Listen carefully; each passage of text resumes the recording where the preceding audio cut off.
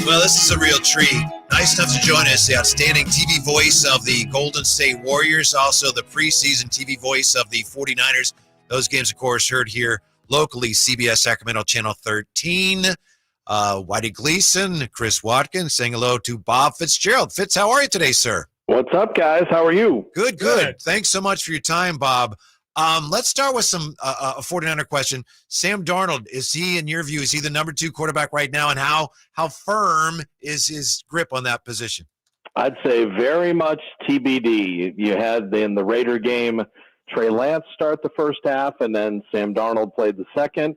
And then tomorrow against Denver, it looks like Darnold will play the first and Lance will play the second. So it's a battle that probably be determined not until the end of the preseason, and then also based on what Kyle Shanahan's seen in practice. And, for Trey Lance, it's processing speed and accuracy and comfort level. And for Darnold, they're both the 3rd pick overall, but for Darnold, this is his 3rd team.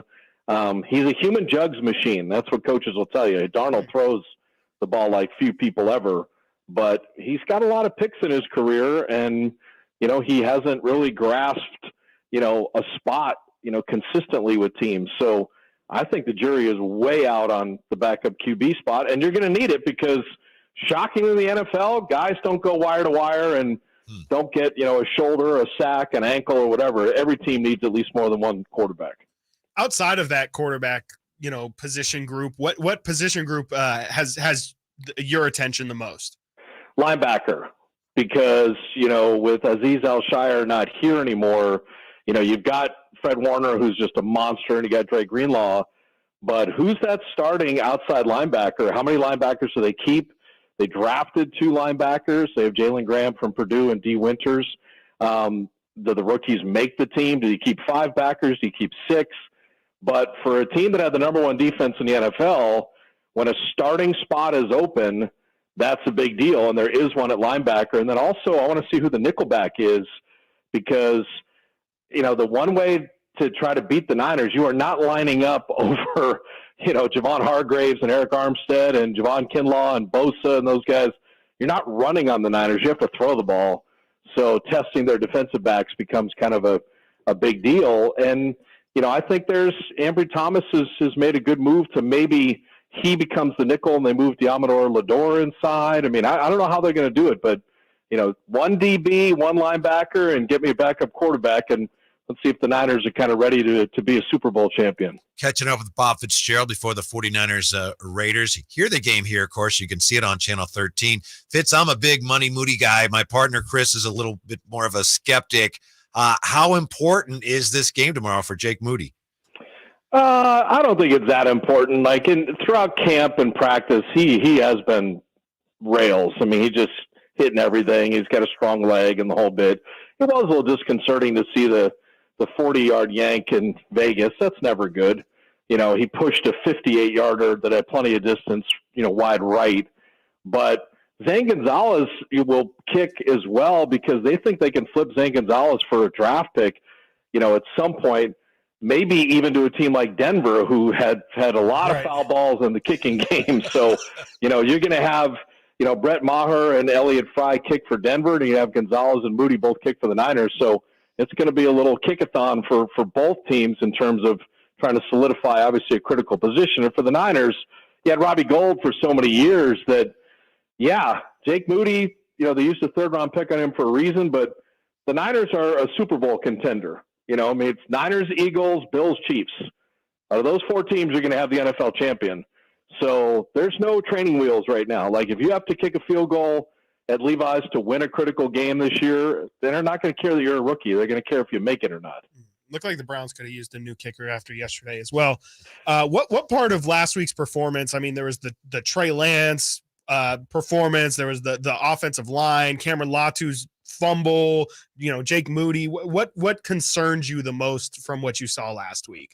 It wasn't concerning. I think it was a good lesson because it started on the 2 days of practice in Vegas, where the Raiders approached the scrimmages and the game like a come to Jesus outing, like a team that had only 6 wins, that had Max Crosby amp them completely up, with their second and third stringers playing against second and third stringers. where it meant a lot more to the Raiders, both in practice and in that game, than it did to the Niners. And I think the best takeaway from that is you're the Niners. You've been in the NFC title game 3 of the last 4 years. You've been to a Super Bowl. You're on people's radar, and they're bringing it accordingly. And so if you're the Niners, you better come a little smackdown in your own right. And so that's what I'm looking for tomorrow and against the Chargers, is much more realize, the Warriors deal with this too. Like, you roll into Oklahoma City or whatever and you're the Warriors, guess what? That game means a lot to those guys. And, it's hard when you've got, some of the skins on the wall to be a good team. You have to realize people are coming 100 miles an hour at you. And I think that was a nice little wake up from the Raider thing of teams are coming at you in a pretty big way, and you better be ready for it. Fitz, obviously in the preseason, game plans on both sides of the ball are somewhat watered down. How do you think, though, that Steve Wilkes' defense is going to look different in the regular season from what we saw from D'Amico Ryans? Yeah, that's a great question. I don't think different per se, although Wilkes is, secondary based. So I think, do you have more exotic, kind of coverages and stuff? I think the cool thing to be a DB on the Niners is that D-line eats, man. They got bodies. They got people coming at you. So you don't have to cover very long because they're coming to kill quarterbacks. So would he be maybe a little bit more blitz than D'Amico? Would he be a little bit more man-free than zone? D'Amico kind of, didn't blitz much and played a lot of zone backside. And so Steve Wilkes, because he's got a defensive background, I think that might be something, a little more exotic coverage stuff, maybe a little extra pressure, but it's the best defense in the league. And to me, they're going to stop the run. You're going to have to drop back, and they like it when you drop back because they like to drop you when that happens. Who are some people that you have eyed as like some guys that are on the roster bubble that you feel like might be competing for jobs this and next week? It's a good question. I mean, I mentioned the linebackers. To me, Jalen Graham and Winters, you're not going to be able to sneak them through waivers. So that becomes kind of an interesting one. What do they do? Like your T.Y. McGill and Austin Bryant and people on the D-line are kind of interesting. I think they have, there's a running back battle here in my mind is, McCaffrey is elite, even though they've devalued running backs in the NFL. I think Christian McCaffrey's going 1,000 yards rushing, 1,000-yard receiving, and that's only been done 3 times in NFL history. So, is Jordan Mason or Ty Davis-Price ready to take over for Elijah Mitchell?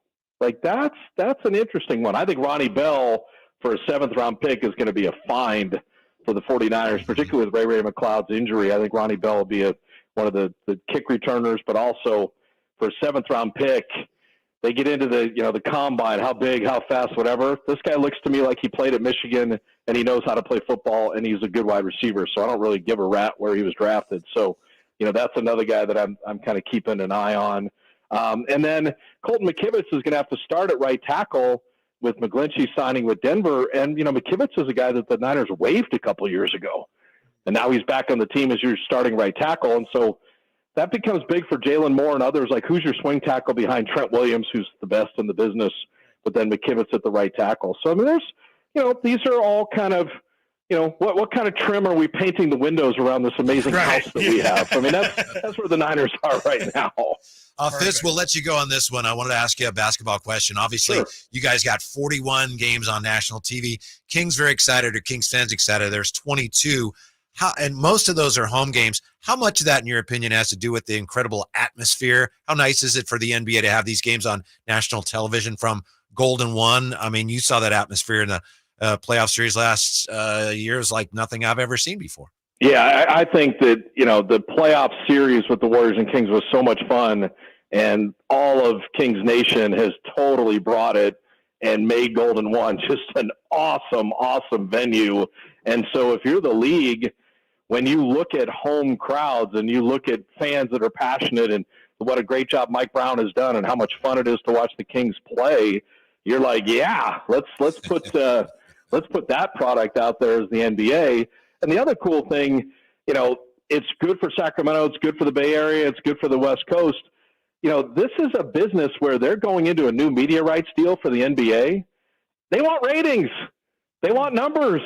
They want people watching the fun teams. And so I think that's why Sacramento is totally in the mix right now, because they show off some of the very best of the NBA. I do think it's interesting. I'll just say this and leave it out there, and people can do what they want with it. Look at opening night that starts the season. 4 teams, all Western Conference. Didn't put a single Eastern Conference team in an opening night game for the 2 national televised games. That was interesting to me. That was like, whoa, okay, Boston, Milwaukee, Philly, whatever. Yeah.